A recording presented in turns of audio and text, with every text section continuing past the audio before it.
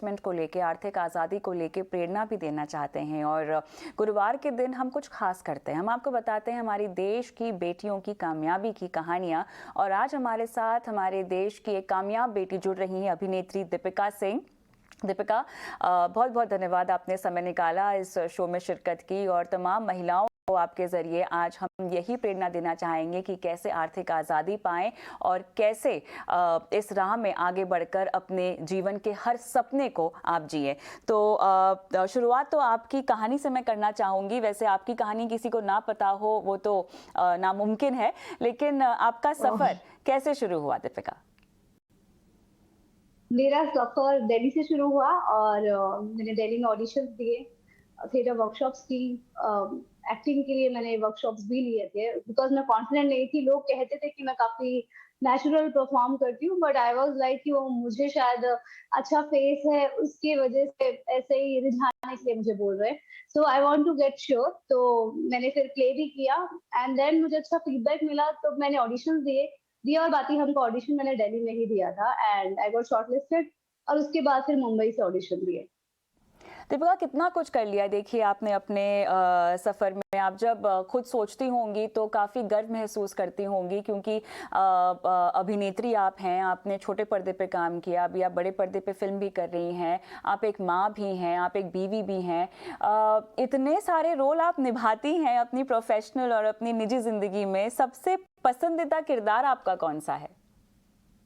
Deepika, because मैं actually जब भी सुबह उठती हूँ तो मैं ये सोचती हूँ कि दिल्ली में पहाड़गंज शहर से मैं हूँ और मैं कितनी शाय थी, कितनी इंट्रोवर्ट थी।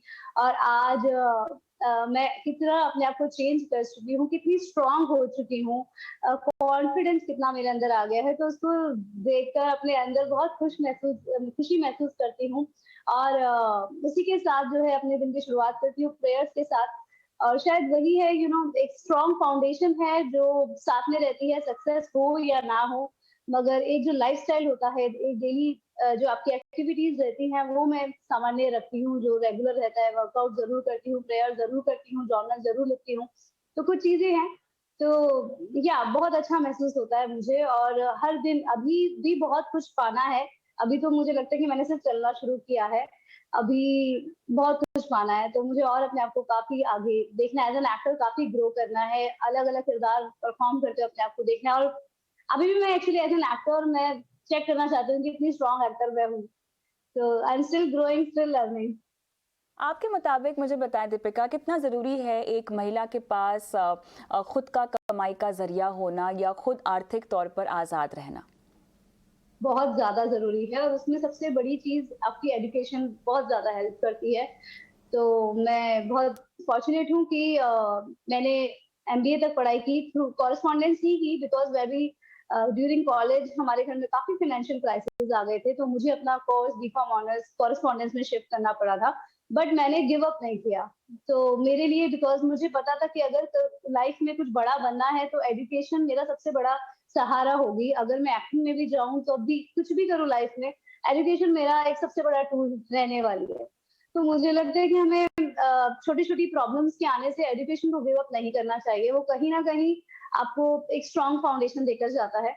और यस, बहुत इंपॉर्टेंट है अपने आप को स्टेबल रखने के लिए, हर एक चीज के लिए इंडिपेंडेंट होकर सोचने के लिए आपको फाइनेंशियली स्ट्रांग होना बहुत जरूरी है। तो कुछ ना कुछ आज तो लाइफ में इतने एवेन्यूज आ गए हैं because of social media. Covid आया, बट उसके साथ में कई सारे और भी एवेन्यूज खुल चुके हैं। तो मुझे लगता है कि अगर कोई चाहे कि वो अर्न करना चाहे तो इजीली आज सब कुछ सबके सामने है। आप अपना टैलेंट फोन से रिकॉर्ड करके दिखा सकते हैं।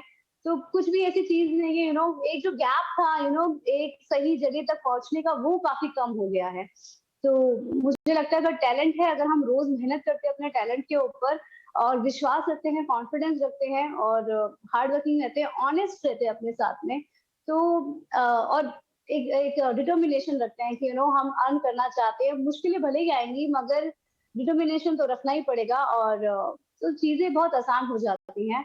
कठिनाइयां सबको आती हैं, प्रॉब्लम्स आती हैं, मगर हमें स्ट्रांग रहना चाहिए और ये सोचना चाहिए कि इससे कितने फायदे हो सकते हैं। स्पेशली आज कल का जो जमाना है, मतलब फाइनेंशियली स्टेबल और फाइनेंशियली ग्रो करना बहुत ज्यादा जरूरी है। आपकी पहली कमाई कितने की थी? सॉरी? आपकी पहली कमाई वो कितने की थी? वो 500 रुपीज की थी। मैंने 11th स्टैंडर्ड में ट्यूशन पढ़ाना शुरू किया था। अच्छा। और तो पहले एक बच्चे को मैंने, I think he was in first standard, उसको पढ़ाया था। तो उसकी मम्मी ने मुझे खुश हो गए जब उसके फर्स्ट टर्म के एग्जाम हुए तब मुझे 500 रुपीज दिए थे। और आपने मेरी पहली एड के भी पैसे मुझे 500 ही मिले थे। अच्छा। या बहुत बढ़िया। मुझे ये बताएं कि आप इन्वेस्टमेंट करती हैं, आप क्या निवेश के इस प्रोसेस से वाकिफ हैं? बिल्कुल बिल्कुल, मैं आई थिंक स्टेबल तभी हूँ अभी तक, दी और बाकी हम के बाद भी, कि मैं बहुत ज्यादा सेविंग में बिलीव करती हूँ और बहुत सोच समझ के खर्चा करती हूँ और प्रॉपर्टी में इन्वेस्ट करती हूँ। मैं म्यूचुअल फंड्स में भी इन्वेस्ट करती हूँ। जो भी बैंक्स की पॉलिसीज आती हैं उनको मैं देखती हूँ, नजर डालती हूँ उन पर, और जो मेरे लिए मुझे सही लगता है, लॉसेस भी हो जाते हैं कभी कभी, बट आई थिंक हमें 10 इयर्स का लेकर चलना पड़ता है कि 10 इयर्स के बाद ही सोचना चाहिए कि ये प्लान आपको फायदा दे रहा है या नहीं। बट या गोल्ड में, प्रॉपर्टी में, मैं इन चीजों में, फंड्स में इन्वेस्ट करना, सेफर प्ले करना, मैं फंड्स में थोड़ा सेफर प्ले चलती हूँ। तो इसमें मैं बहुत बिलीव करती हूँ इन्वेस्ट करने में। और ज्यादा एक्सपेंसेस मतलब सोच के मैं खर्चा करती हूँ, कहाँ करना है कहाँ नहीं करना है, जितना हो सके कम खर्चा करने में बिलीव करती हूँ। बट हाँ, जहाँ जरूरी है ट्रेनिंग पर, वर्कआउट पर, हेल्थ पर, वो मैं जरूर करती हूँ। बिल्कुल, यहाँ पे सोच समझ के अगर आप समझदारी से खर्चा करें तो मेरे ख्याल से फिर ये वाला खर्च बुरा भी नहीं होता। लेकिन देखिए ना, आपकी शादी हो चुकी है, उसके बावजूद हम देख रहे हैं कि आप अपने करियर को लेकर इतनी सक्रिय हैं, आप अपने बच्चे का भी ख्याल रख रही हैं, आप अपने घर के प्रति तमाम जिम्मेदारियां भी अच्छे से निभा रही हैं। ये वर्क लाइफ बैलेंस आप कैसे इस्टेब्लिश कर पाती हैं और कैसे प्राथमिकता दे पाती हैं कि अपने अपने परिवार को देखना है, अपने माता पिता को देखना है, क्योंकि शादी के बाद जीवन कहीं ना कहीं थोड़ा सा ज्यादा एंगेजिंग हो जाता है। हम्म। मैं देखिए, जो दिखता है मैं बस वही देखती हूँ और मैं ज्यादा नहीं सोचती। मैं हाँ। इसके लिए हर दिन मेहनत करती हूँ, फोकस हाँ। के ऊपर। अगर मैं आपको देख रही हूँ तो मैं पास्ट या फ्यूचर के बारे में नहीं सोचती हूँ, तो मैं आपको ही, कैमरे को ही देख रही हूँ। तो उस पे मैं एक्चुअली हर रोज मेहनत करती हूँ और अपने माइंड को बार बार कहती हूँ कि डोंट प्ले विद मी। तो अगर किसी ने मुझे कोई बात कह दी या अगर मेरे दिमाग में कोई बात चल रही है, तो मैं अपने माइंड को, जब प्लानिंग करनी है, प्लानिंग के लिए मैं अलग से टाइम निकालती हूँ, 20 मिनट डायरी और पेन लेकर बैठती हूँ। मगर पूरा दिन दिमाग में नहीं चलाती रहती वो चीज। जिस टाइम पर मैं जहाँ हूँ, मैं उस टाइम पर वही चीज के साथ में होती हूँ। I think attention is the biggest respect. Time को अटेंशन, टाइम का रिस्पेक्ट करना और अटेंशन देना इज द बिगेस्ट रिस्पेक्ट, और मैं रिस्पेक्ट में बहुत बिलीव करती हूँ। तो वो मैं देती चलती हूँ हर इस रिश्ते को।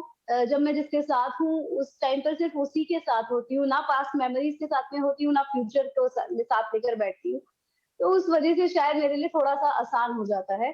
और अपने आप को बैलेंस करना सबसे ज्यादा जरूरी है, खुद के माइंड को बैलेंस करना। बिकॉज मुझे लगता है कि अगर माइंड को बैलेंस नहीं रखो तो वो ही सबसे बड़ा शैतान हो जाता है और आप अपने लिए ही बहुत बड़े हानिकारक हो जाते हैं। बात की दूसरों के साथ में तो आपके क्या रेपुटेशन होंगे वो तो बात की बात है।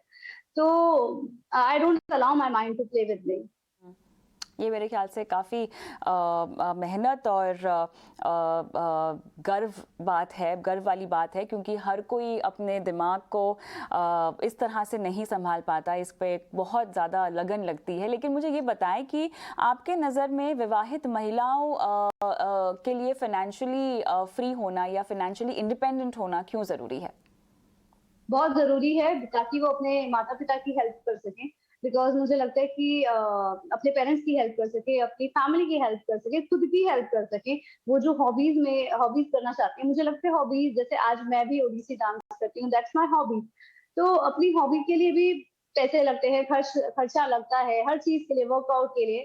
तो हमें किसी और की तरफ देखने की जरूरत नहीं है। अगर अपने फाइनेंशियली अगर हम बात करें तो खुद जब स्टेबल होते हैं, खुद जब, तो अपनी अपनी लाइफ को अपने हिसाब से चला सकते हैं। जैसे हम मोड़ना चाहें उस तरह से हम मोड़ सकते हैं। तो पैसा बहुत ज्यादा जरूरी है, मगर खुशी का पैसे से कुछ लेना देना नहीं है। हैप्पीनेस एक अलग चीज है। कुछ लोग पैसे को और हैप्पीनेस को, कई लोगों के पास पैसा बहुत सारा होता है फिर भी हैप्पीनेस नहीं होती। तो दोनों चीज़ों पे वर्क करना ज़रूरी है। फाइनेंशियली स्टेबल रहना बहुत ज़रूरी है। ऑब्वियसली पैसा नहीं होगा तो डेफिनिटली अनहैप्पीनेस होने ही वाली है। तो उस हैप्पीनेस को सिक्योर करके चलना बहुत ज़्यादा ज़रूरी है। तो उसके लिए वही काम करते रहें और अपने टैलेंट, अपने हुनर को पहचानें, किस चीज़ में आपका सबसे ज़्यादा मन लगता है। आई थिंक वही चीज़ आपको लॉन्ग टर्म तक लेकर जा सकती है आगे तक, जिसको आप पैशनेटली कर सकते हैं। तो जैसे मेरे पास भी लाइफ में कई सारी चॉइसेस थी, बट मैंने यही सोचा कि जिस चीज़ को लेकर मैं बोर नहीं होती, वो मुझे उसको प्रोफ़ेशन बनाना चाहिए। तो तब ज़्यादा दिक्कतें नहीं आती। अगर खुद को कन्विंस कर लिया तो दूसरों को कन्विंस कर पाना बहुत आसान होता है। जैसे हमारी फ़िल्म भी आ रही है टूटे अंबानी, वो इसी चीज़ पर हमने इस चीज़ पर भी बात की है उसके अंदर कि इक्वालिटी ऑफ वुमेन। शादी के बाद काफ़ी सारी चीज़ें चेंज हो जाती हैं औरतों की। पहली बात यही हो जाती है कि अब यही तुम्हारा घर है। बल्कि ऐसा होना चाहिए कि अब ये भी तुम्हारा घर है, ससुराल। तो अगर जिनकी एक ही बेटी है, जिन पेरेंट्स की जिन्होंने उसको इतना रेज़ किया है, इतने उस पर खर्च किया है, एजुकेशन पे खर्च किया है, तो मुझे लगता है कि बेटी का शादी के बाद भी ज़िम्मेदारी है कि उनको चाहे फाइनेंशियली ज़रूरत है नहीं भी है, फिर भी उसका टेक केयर करे। मतलब शी विल बी, मतलब उसको कोई रोक-टोक नहीं होनी चाहिए। बट मैंने देखा है कि इस चीज़ को काफ़ी हीन भावना से लिया जाता है, कि तुम अपने मम्मी-पापा के बारे में, या मतलब कि उस तरफ उधर इतना ध्यान क्यों देती हो? तो ये एक इक्वालिटी की बात है। जब लड़के से नहीं पूछा जाता कि वो अपने माँ-बाप का ख़्याल शादी के बाद रखेगा कि नहीं रखेगा। कभी लड़की नहीं पूछती शादी करने से पहले कि तुम अपने मम्मी-पापा का ख़्याल रखोगे। तो लड़की से भी ये पूछने वाली कोई बात नहीं है।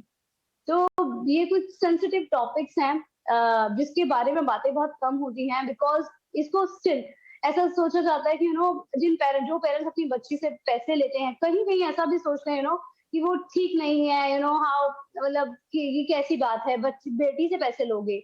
तो इस तरह की बातें होती हैं, जबकि ऐसा नहीं होता है हमारी सोच से। और मुझे लगता है ये जो स्टीरियोटाइप है, इसको हमारे ज़िम्मेदारी है कि वो हटे। और इस फ़िल्म में इसको लेकर भी बहुत बड़ी बात की गई है कि श्रवण कुमार सिर्फ़ बेटे नहीं होते, बेटियाँ भी हो सकती हैं।